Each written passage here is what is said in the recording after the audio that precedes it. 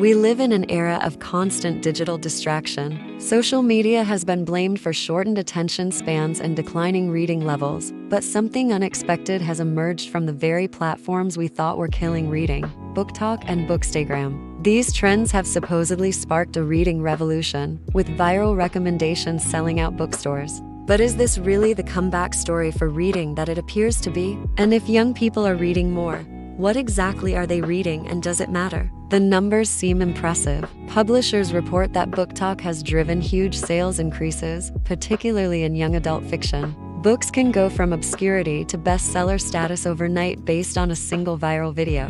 Bookstores now have dedicated BookTok sections, and authors credit these platforms with reviving their careers. And yes, surveys suggest that young people are picking up books more frequently because of the influence of BookTok. Hashtags like BookTok and Bookstagram have billions of views, and online reading communities are thriving like never before.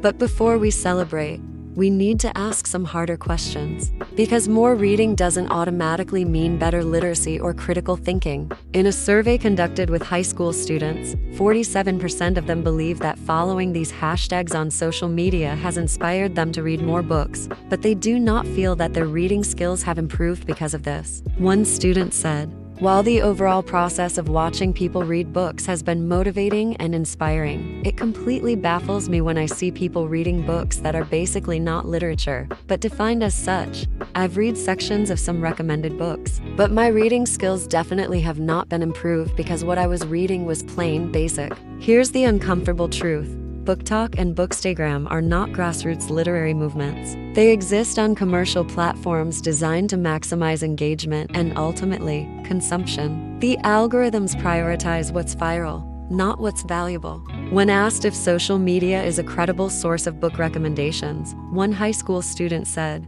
"I believe that many of the reviews for books on BookTok are authentic. It's just that the books are absurd. But I don't believe the algorithmic aspect of social media impacts credibility because many content creators do give honest reviews. But there are also many running jokes about which books you can't talk negatively about because the fandom is so big they will flood your comments with hate. So I think that many creators are credible, but there are a few that jump on the bandwagon of books that are popular and make content aligned with what people want to hear. The books that succeed aren't necessarily the best written or most thought-provoking, they're the most marketable, the most aesthetically pleasing for a quick video."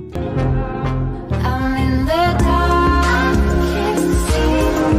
can't see. Publishers have caught on. They're now designing covers with sprayed edges and special editions that photograph well. Book covers are increasingly designed with TikTok appeal in mind. Bold text, simple imagery, and colors that pop on small screens. Marketing departments study trending tropes and green light books that fit viral formulas. They have dedicated social media teams and shifted their budgets to influencer partnerships. So, can a trend rooted in commercial incentives truly serve young readers' intellectual development? Or is this just consumption wearing the mask of literacy? This creates a feedback loop where certain types of books dominate while quieter or more challenging works struggle to find an audience.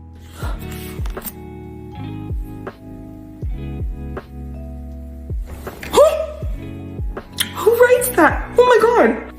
I really told myself I wouldn't be dramatic this time. And I've been with my crying. I'm trying.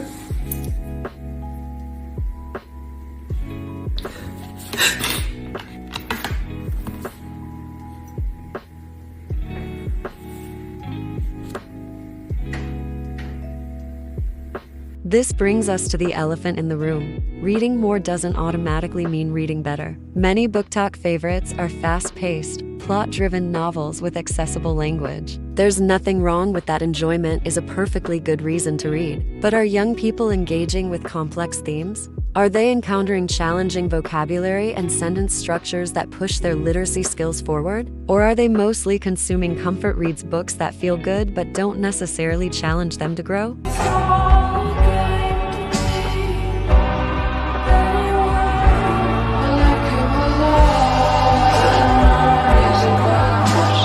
If we celebrate increased reading volume while actual reading comprehension and analytical skills decline, we're missing the point. It's like celebrating that people are eating more while they subsist entirely on fast food. Well, let's bring him out. Here's Eric Cartman. Wherever, whatever, So what's the answer? Is BookTok good or bad for reading culture? The truth is complicated. Yes, these platforms have introduced reading to people who might not have otherwise engaged with books. They've created communities and made reading feel social and fun. That matters. But we also can't ignore that these trends exist within systems that prioritize profit over literacy, that algorithmic curation may be narrowing what people read, and that reading more doesn't automatically mean reading better. Perhaps the question isn't whether BookTok is good or bad, but how we can harness its energy while guiding readers toward more challenging and diverse material.